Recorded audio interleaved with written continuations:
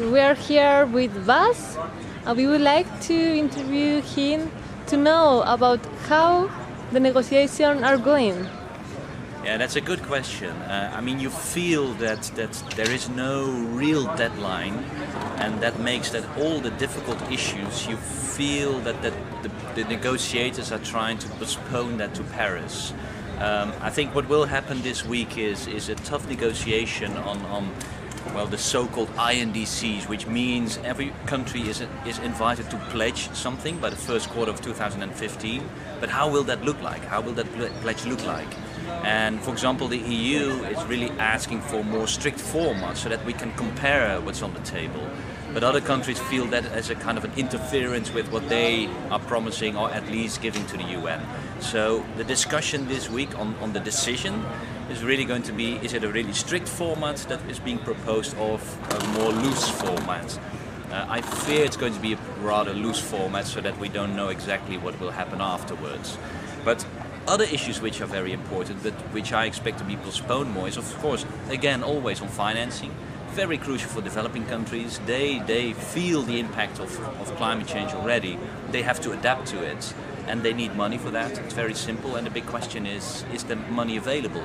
Rich countries promised a lot, 100 billion every year from 2020 onwards. Until now, that money is not available, and so therefore this demand is very rightfully so from developing countries. Where are the promises from the developed countries? So that's going to be a big discussion. And of course, the big discussion on mitigation, on reduction of greenhouse gases. And then the big question is, what should the different countries do?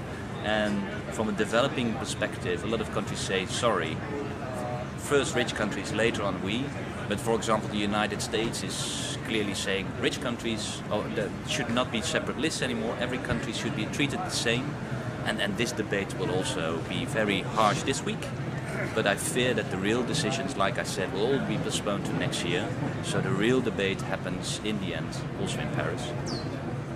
We have some days left until the end of this COP. What are your feelings about to get some goal? Well, the people always say there is a good mood, and I have to say that on this COP, indeed, the mood is better than in other COPs. But a good mood is one thing, but really getting good decisions is another thing. And I fear that in order to keep the good mood, they will postpone all the real decisions, and then they can say, okay, we took a nice step, a good step towards Paris, and we agreed, and this was important.